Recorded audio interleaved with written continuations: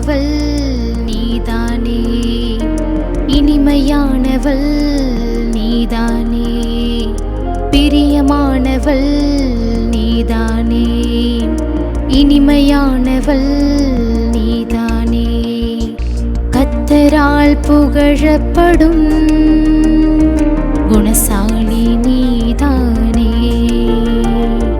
கர்த்தரால் புகழப்படும் குணசாலி நீதானே. இனியவளே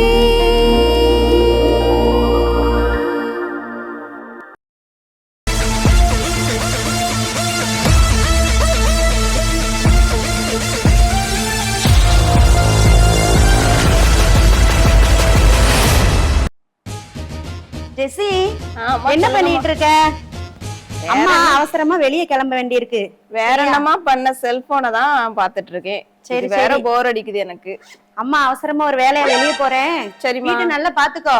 வீட்டை போல உன் சேட்டை ஆரம்பிச்சிடாத. முக்கியமா இந்த செம்ப மட்டும் எடுத்துடாத, சரியா? அப்படியாமா? சரி, போயிட்டு வாங்கம்மா, கவலைப்படாதீங்கம்மா, நான் பாத்துக்கிறேன். பாய். சரிம்மா. எங்க அம்மா போயிட்டாங்க. ஜாலி ஜாலி, ரொம்ப சந்தோஷமா இருக்குது. சரி, இது வேற போனை பார்த்து பார்த்து போர் அடிக்குது. டிவியாவது பார்ப்போம். ஏய், கிரிக்கெட் ஓடுதா? Okay okay. சரி, இது வேணாம். ஷாப்பிங் ஏதாவது பண்ண பார்க்கலாமே. சரி சரி, எங்க அம்மா என்னமோ சொல்லிட்டு போனாங்களே. என்ன சொன்னாங்க? வீட்டை நல்லா பார்த்துக்கோ, அடுத்து செம்பை மட்டும் தொடாதன்னு சொன்னாங்க. சரி, அந்த செம்புல என்னதான் இருக்குன்னு பாத்துருவோம். ஏய், லட்டை வச்சுட்டு போயிருக்காங்க பாரு. இதுல வேற தொடாதன்னு வேற சொல்லிட்டு போனாங்களா? இப்பதான் தெரியுது எங்க அம்மா ஏன் இவ்வளவு குண்டா இருக்காங்கன்னு. நல்லா எனக்கு தராம சாப்பிட்டுருக்காங்க. சரி, அம்மா வரதுக்குள்ள ஒன்னையாவது நம்ம எடுத்துருவோம். பயமா இருக்கே, ஏதாவது ஆயிப்போச்சுன்னா, அம்மா வந்து நம்ம எடுத்து சாப்பிட்டோம்னு தெரிஞ்சிச்சுன்னா அடி மொத்திட்டாங்கன்னா என்ன செய்யறது? சரி, பரவாயில்ல, வாங்கிக்கிருவோம். ஐயோ, லட்டு எடுத்த கை வர மாட்டுக்கு, என்ன செய்யன்னு தெரியலையே. ஐயோ, கை வர மாட்டுக்குது. கால்ட்டாவது எடுத்து பார்ப்போம். தொடாதன்னு வேற சொல்லிட்டு போனாங்க. ஐயோ, லட்டும் போச்சு, கையும் போச்சு.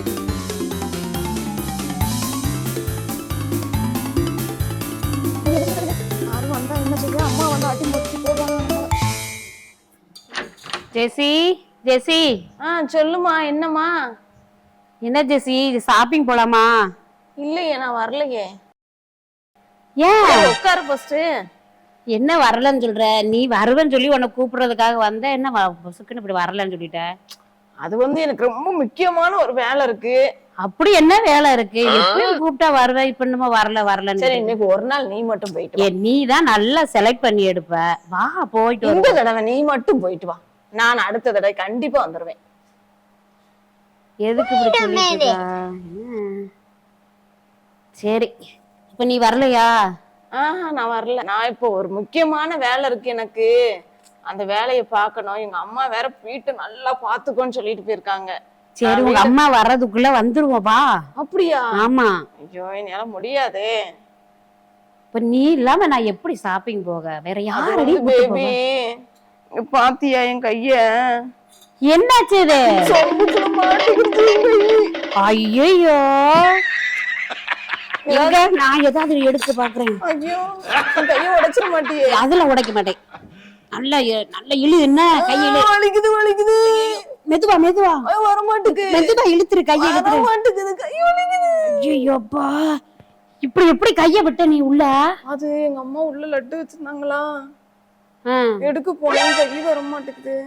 லட்டுக்கு ஆசைப்பட்டு செம்புக்குள்ள இப்படி கைய மாட்டிக்கிச்சு, இப்ப எப்படி எடுக்கிறது? அதான் தெரியலமா. அம்மா எப்ப வருவாங்க? அம்மா ஏதோ வெளியில போயிட்டு வரேன்னு சொன்னாங்க.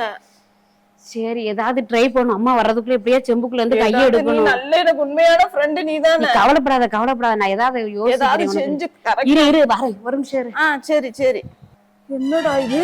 ஏய் கையை காமி. நீ உண்மையான ஃப்ரெண்டு தானே இல்ல கொலகாரியா? கட்டிய வச்சு லைட்டா அப்படி வெட்டி விட்டோம்னா வந்துரும். என்னத்த வெட்ட போற? கையே தான். ஏய் அப்ப நான் கையை காமி. நான் காமிக்க மாட்டேன், பயமா இருக்கு. கொஞ்சம் காமி. ஐயோ கொஞ்ச நேரம் பாருங்க. இது இப்படி இல்லாட்டி இதை வச்சு அதை இப்படி எடுத்து எடுத்து விட்டு பாப்போம் செம்பு வருதானே. என்ன குத்துறி? என்ன சரியாயிரு. இரு ஒரு நிமிஷம். என்ன ஏன் இப்படி கத்துற? கையில அருவா வச்சு குத்துனா அப்புறம் கத்தாம என்ன செய்வாங்க? என்னதான் செய்யறது? நானு என்ன ஃப்ரெண்ட் மாதிரி எனக்கு தெரியல. என் கையில இருந்து எப்படியே செம்பு வெளியே வரணும்ல. அம்மாட்ட மாட்டிக்குவியே. அம்மாட்ட மாட்டிக்கிறோம்னா அதுக்குதான் நான் ஏதாவது செய்யலாம்னு சொல்லி யோசிக்கிறேன். அதுக்காக அருவா வச்சு எங்கேயே வெட்ட போவேன். சரி அருவா வேண்டாம், வேற ஏதாவது எடுத்து ட்ரை பண்ணி பாப்போம். வேற ஏதாவது வேற என்ன செய்யலாம்? வேற ஏதாவது எடுத்துட்டு வரேன். என் கைய வெட்ட தெரிஞ்சாலே இவ்வளவு உண்மையான ஃப்ரெண்டுன்னு நினைச்சேன். இப்படி பண்ணா வச்சு எடுத்து பாப்போமா? என் கைய ஒண்ணு செஞ்சிட மாட்டியே. இந்த இதை இப்படி உள்ள விட்டு செம்பு மட்டும் இப்படி மேல தூக்கி. சரி நான் இப்படி வைக்கட்டா? கீழே வை. உட்கார், பார்த்து செய்ய. சரி கத்த கூடாது. என்ன ஒண்ணுமே செய்யற அதுக்குள்ள கத்துற? செம்பு நெளிஞ்சிர போதே. செம்பு பண்ண பரவாயில்ல, கையை போயிருமே. எங்க அம்மா வந்து செம்பு ஏன் நெளிஞ்சிச்சுன்னு கேட்பாங்கல்ல. செம்பு முக்கியமா கை முக்கியமா? கை வேணும். கை வேணும்ல, அப்ப செம்பு போனா பரவாயில்ல. வெய்யி தட்டவா? 2 தட்டு தட்டி விடுறது. அப்ப எடுக்கவும் விட மாட்டேங்க. என்ன செய்ய? என்னால இதுக்கு மேல ஒண்ணும் ட்ரை பண்ணலாம் முடியாது. ஏதாவது செஞ்சுக்க போ. அம்மா வந்தோன்னு ஏதாவது நல்ல ஃப்ரெண்டு தானே, ஏதாவது செஞ்சு விடுப்பா. எதை வச்சு எடுத்தாலும் நீ ஒண்ணுமே சொல்லவும் மாட்டேங்க. கையோட இழுத்து பாக்குறியா? சரி இதை வச்சுட்டு வரேன். சரி இது இதுதான் லாஸ்ட் டைம். என்னால முடிஞ்ச வரைக்கும் நான் ட்ரை பண்றேன். சரி முடியாட்டினா என்னால முடியாது. பேசுறா நண்பன் உதவி. சரி ஒரே ஒரு தடவை பண்றேன். முடியல, என்னால முடியலப்பா. அப்புறம் என்ன செய்ய? உன் கையை எப்படியாவது காப்பாத்தணும்னு பார்த்தேன். என்னால முடியல. சரி போ. சரி நான் போயிட்டு வரேன். எங்க அம்மாட்டே அடி வாங்கிக்கிறேன். போ. என்னப்பா செய்யறது? ஒண்ணுமே முடியாது போல இல்ல. நல்லா நம்ம அம்மாட்ட அடி வாங்க போறோம் நம்ம. ஐயோ யாரு காப்பாத்துவா? எங்க அம்மா சொன்னதை கேட்டிருந்தா எனக்கு இந்த நிலைமையே வந்திருக்காது. ஜெசி ஐயோ பாஸ்டமா வருது. இது வேற நம்மள விடாதே, பேசியே கொன்றுமே. ஜெசி வாங்க பாஸ்டமா. சோத்திரம் சோத்திரம். என்ன ஜெசி, அம்மா அவங்க வீடு வெறிச்சுன்னு கிடக்கு? அம்மா வெளியில போயிருக்காங்க, நீங்க போயிட்டு நாளைக்கு வரீங்களா? என்ன ஜெசி, ஒரு நாள் போயிட்டு வாங்கன்னு சொல்ல மாட்டேன், உட்காருங்கன்னு சொல்லுவ. அதாவது பாஸ்டமா இன்னைக்கு எனக்கு கொஞ்சம் வேலை இருக்கு, அதனால நீங்க போயிட்டு வாங்களேன். சரி ஜெசி, அம்மா எங்க போனாலும் என்கிட்ட சொல்லுவாங்க, எங்க திட்டுன்னு போயிட்டாங்க? அதுவா, எங்கேயோ ஹேண்ட்பேக் எல்லாம் தூக்கிட்டு போனாங்க.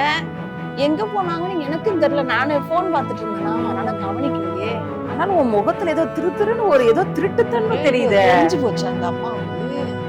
இல்ல பாஸ்டமா ஒண்ணும் இல்ல, நான் நல்லா தான் இருக்கேன். நீங்க போயிட்டு வாங்க. வந்தா எப்பயும் பிரைஸ் லாட் சொல்லுவ, ஏதோ ஒண்ணு நடந்திருக்கு ஜெசி, என்ன சொல்லு? ஐயோ ஒண்ணு இல்ல பாஸ்டமா, நல்லா இருக்கீங்கல்ல? நான் நல்லா இருக்கேன் ஜெரிதா, நீ நல்லா இருக்காங்களா? பாஸ்டர் எல்லாம் நல்லா இருக்காங்க ஜெசி, பாப்பா சூப்பரா இருக்கா. பிறகு நல்லா இருக்கீங்களா? அப்ப போயிட்டு வாங்களேன் பாஸ்டமா. இல்ல ஜெசி சொல்லு, நான் இருக்க போறேன், உங்க அம்மா எங்கன்னு சொல்லு. ஐயோ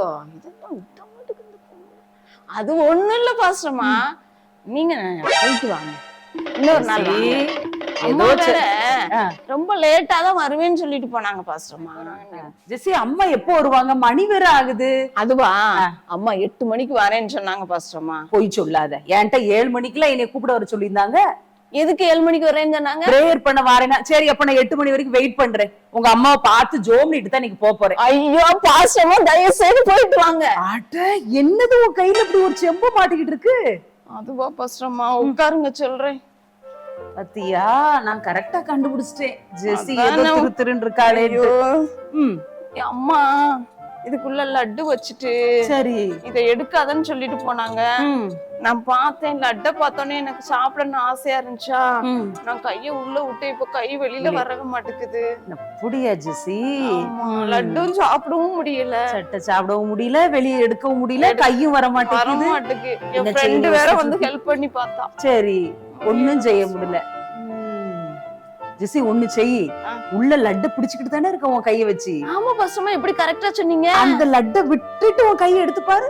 அப்படியா? விட்டா வந்துருமா? விட்டு பாரு, லட்டை விடு விடு விடு. ஆமா வந்துருச்சு. பாரு, இதே போலதான் நம்ம குடும்ப வாழ்க்கையிலும் சில காரியத்தை நான் விடாப்பிடியா பிடிச்சிட்டு இருக்கிறதுனாலதான் குடும்பத்துல சமாதானம் இல்லாம சந்தோஷம் இல்லாம பிரச்சனை வருது.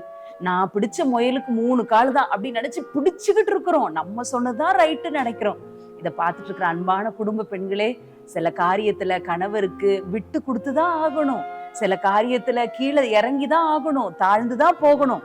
அப்பதான் குடும்பமும் சுமூகமா போகும், நம்ம வாழ்க்கையும் சந்தோஷமா இருக்கும். உலகத்துல ஒரு பழமொழி கூட சொல்லுவாங்கல்ல, விட்டு கொடுக்கறவங்க கெட்டு போறது இல்லை அப்படின்னு சொல்லுவாங்க. இன்னொன்னு சொல்லுவாங்க, வளைஞ்சு கொடுக்கறவங்க உடைஞ்சு போறது இல்லையா.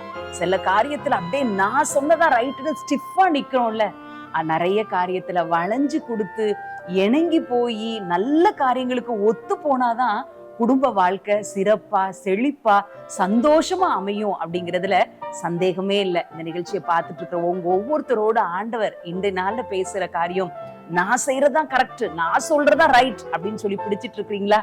உங்க பிடிய கொஞ்சம் விடுங்க, சந்தோஷம் தானா வரும்.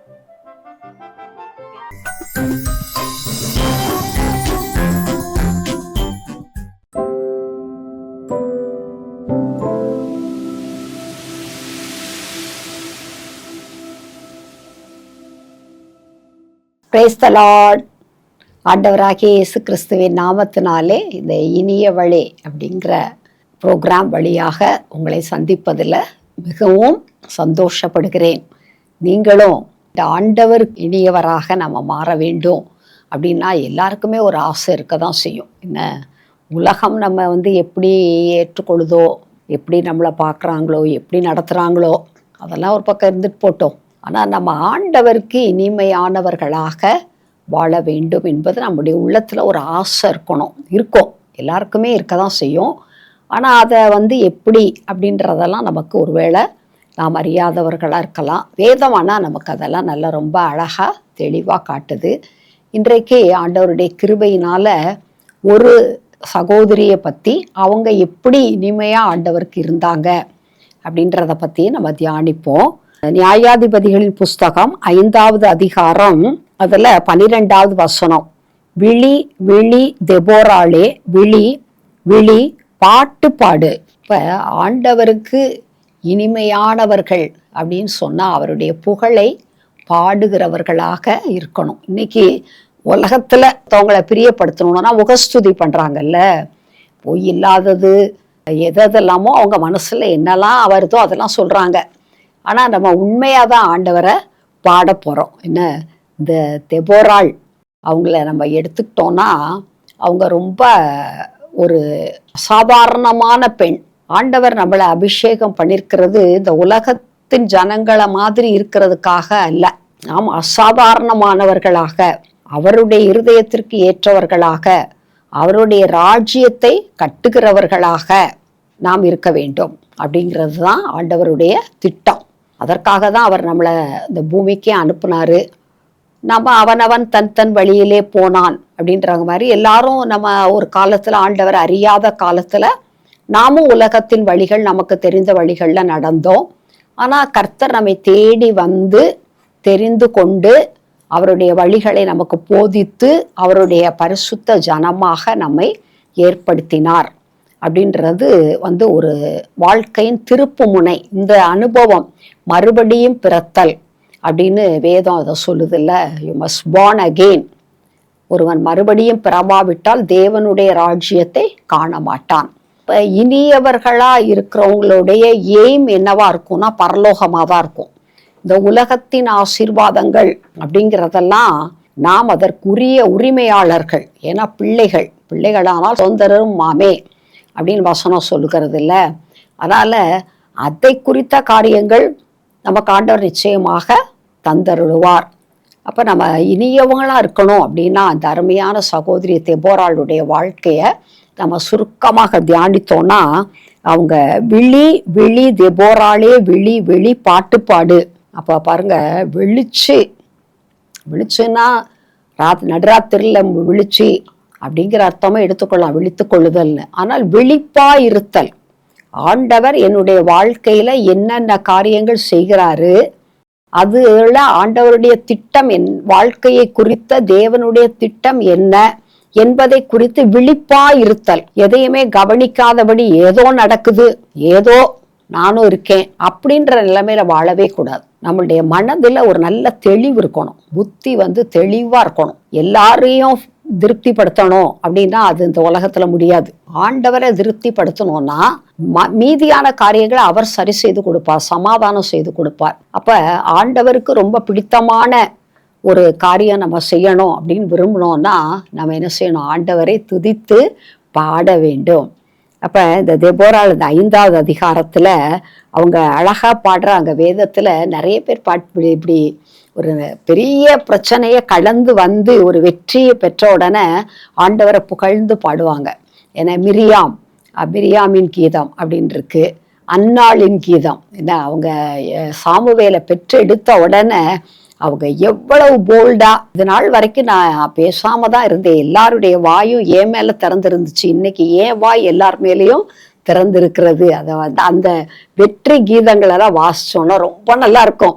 ஏன்னா அவங்களுடைய எக்ஸ்பீரியன்ஸ், அவங்களுடைய வேதனையினுடைய ஒரு வெளிப்பாடு, அதே நேரத்துல அந்த காரியத்துல கர்த்தர் கொடுத்த வெற்றியினுடைய வெளிப்பாடு, ரெண்டையுமே நம்ம பார்த்தோம்னா ஆண்டவர் எவ்வளவு வல்லமையுடையவர் அப்படின்றத நம்ம உணர்ந்து கொள்ள முடியும்.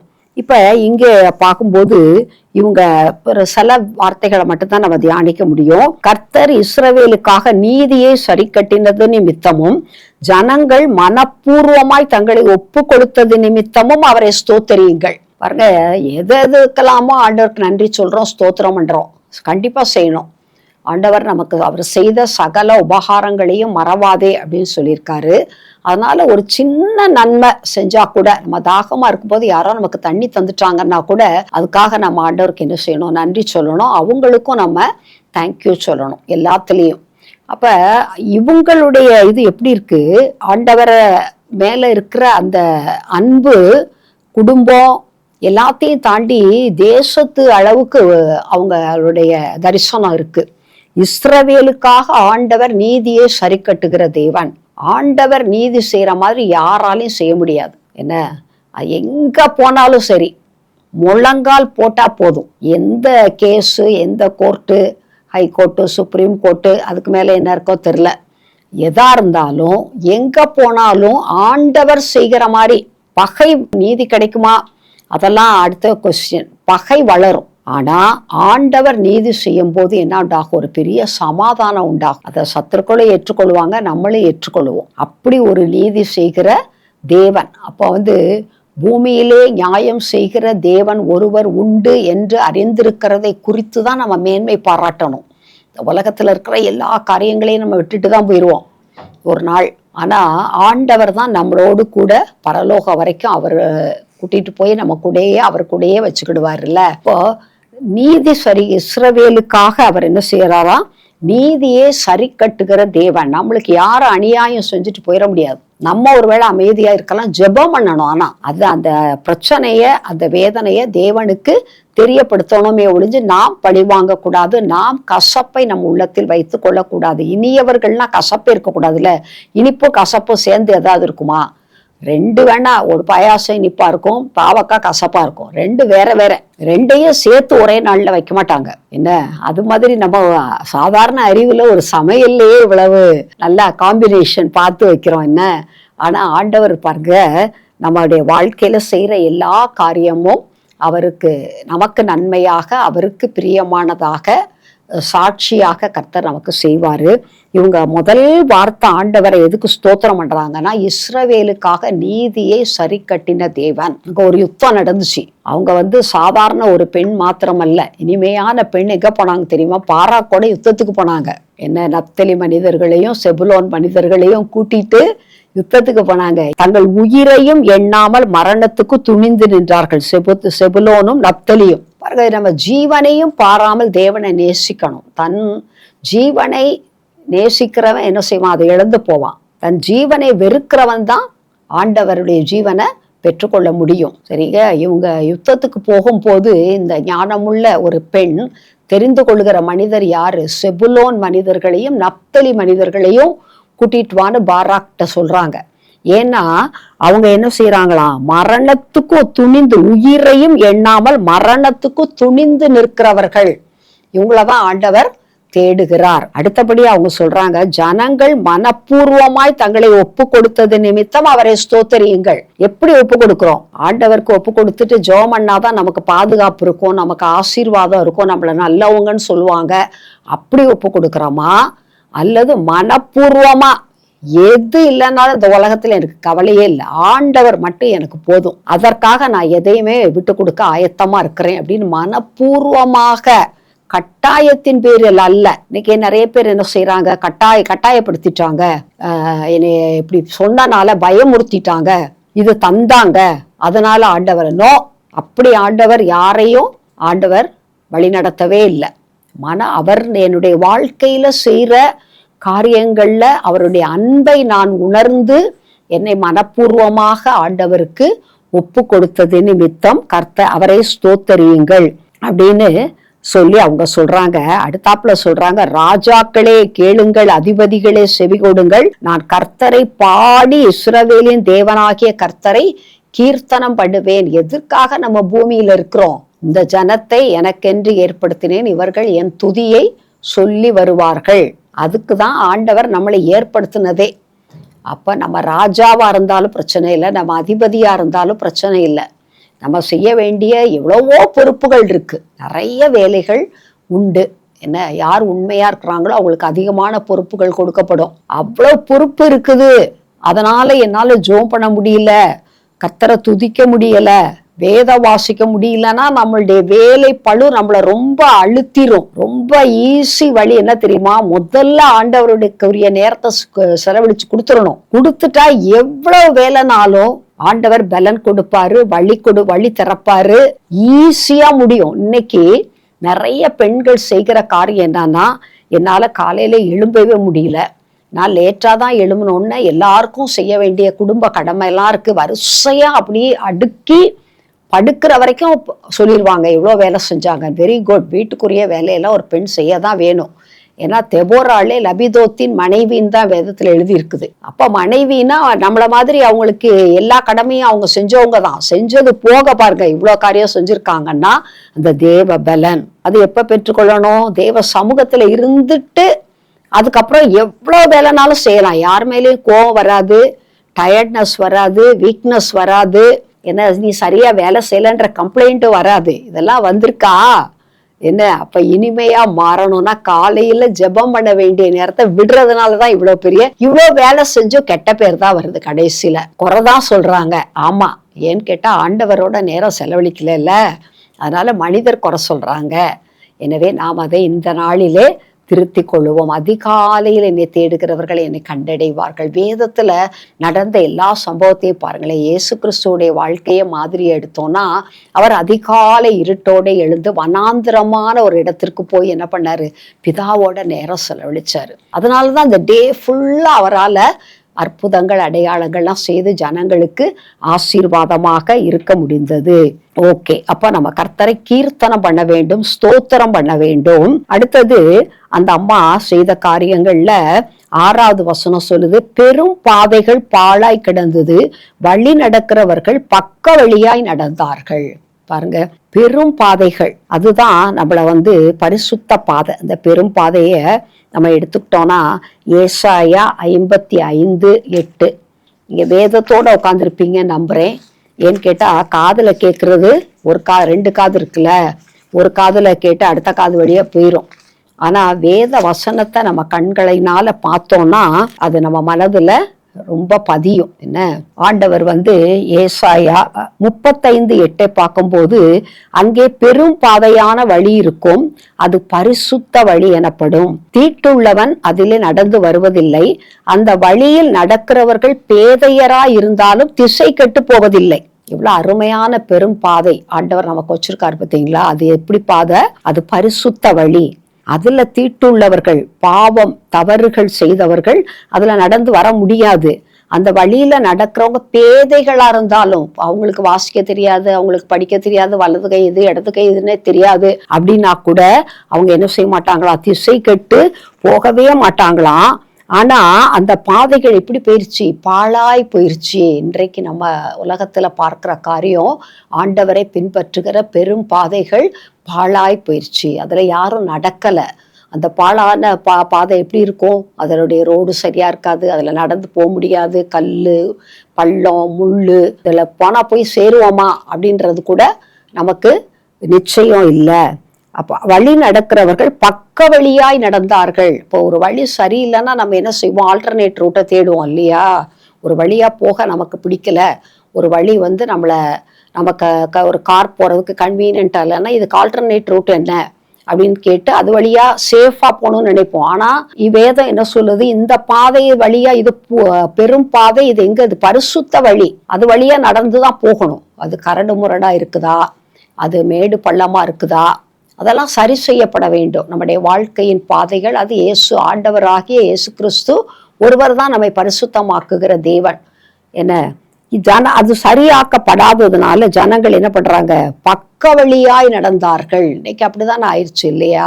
இப்ப நம்மளுடைய வாழ்க்கை இயேசுவை ஜனங்களுக்கு காண்பிக்காததுனால ஜனங்கள் பக்கம் எல்லாரும் ஒண்ணுதான், நீங்க இந்த வழியா போறீங்க, நாங்க இன்னொரு வழியா போறோம் அப்படின்னு சொல்ற மாதிரி காரியங்கள் குடும்பத்திலேயே, ஒரே குடும்பத்திலேயே பல பாதைகள் வழியாக போகும்போது ஒரு மனம் கெட்டு போயிருது, குடும்ப சமாதானத்தை நாம் இழந்து விடுகிறோம். இப்ப இவ்வளவு அழகா அதற்காக அவங்க என்ன சொல்றாங்க, தெபோராலாகிய நான் எழும்பும் அளவும் இஸ்ரவேலிலே நான் தாயாய் எழும்பும் அளவும் கிராமங்கள் பாழாயின, இஸ்ரவேலின் கிராமங்கள் பாழாய் போயின, நூதன தேவர்களை தெரிந்து கொண்டார்கள். அப்பொழுது யுத்தம் வாசல் வரையும் வந்தது. இப்ப வந்துருச்சு, யுத்தம் வாசல் வரைக்கும் வந்துருச்சு. எல்லா வீட்லயும் யுத்தம் தான் இருக்குது. என்ன அப்ப இதுக்கு என்ன காரணம், நூதன தேவர்கள். ஆண்டவரை விட்டுட்டு அதாவது நம்மளை ஈடுபடுத்தணும். ஒரு பிரச்சனைனா நாமும் ஆண்டவரும் இணையணும். அதுதான் பெரும் பாதை, அதான் நேர்வழி, அதுதான் சரி செய்தல். அதை விட்டுட்டு என்ன நம்ம நூதன தேவர்களை தெரிந்து கொள்ளுகிறது, பக்க வழியா போறது, இந்த காரியங்கள்லாம் என்ன பண்ணிருது, யுத்தத்தை வாசல் வரைக்கும் கொண்டு வந்துருது. எல்லா காரியத்துக்காக ஜெபம் பண்றோம், நான் மாறணும்னு ஜெபம் பண்றோமா, ஆண்டவரே என்னிடத்துல என்ன தவறு, என்ன நான் திருத்தணும், எனக்கு நீங்க உதவி செய்யுங்க அப்படின்னு நம்ம ஜெபம் பண்றோமா. முதல்ல அந்த ஜெபம் தான் பண்ணணும். அடுத்தவங்களை நம்ம சொல்றதை விட, குறைவுகளையே பேசுறதை விட, என்ன தேவ சமூகத்துல வைத்து நிறுத்து பார்த்து, ஏன்னா தேவன் ஆவிகளை நிறுத்து பார்க்கிறார். பாருங்க, நிறுத்து பார்க்கும்போது கடைக்கு போய் ஜாமான் போடும்போது இப்பெல்லாம் முந்தியெல்லாம் தராசு காட்டுவாங்க, இப்பெல்லாம் வெயிங் மிஷின் வச்சிருக்காங்க. அழகா அது காட்டுது எவ்வளோ வெயிட் அப்படின்றத காட்டுது இல்ல. அப்போ நிறுத்து பார்க்கும்போது நம்ம கண்ணுக்கே தெரியும் நாம் குறைவு உள்ளவர்கள் அப்படிங்கிறது தெரியணும். நான் எல்லாத்துலேயுமே ரொம்ப கரெக்ட், அடுத்தவங்க தான் தப்புங்கிற மனநிலை மாறணும். நம்மளுடைய மனநிலை முதலாவது மாற வேண்டியது நம்மளுடைய மனநிலை. மனதை சரிப்படுத்திட்டோம்னா எல்லாமே ஆண்டவர் சரிப்படுத்துறது அவருக்கு ரொம்ப லேசு. நம்மளை சரிப்படுத்துறது அவருக்கு ரொம்ப கஷ்டம். ஏன்னா நம்ம அடுத்தவங்கள பேசுறதுலையோ குறை சொல்றதுலையோ காட்டி கொடுக்கறதுலையோ, ஏன்னா கடைசி நாட்கள்ல அப்படிதான் எல்லாம் காட்டி கொடுப்பாங்கன்னு தான் இருக்கு வேதத்துல. ஆனாலும் நாம் இனியவர்கள் என்ன செய்யணும், தேவ சமூகத்துல போய் நம்மை தேவனுக்கு காட்ட வேண்டும். தேவன் அவரை நமக்கு காட்டுவார்.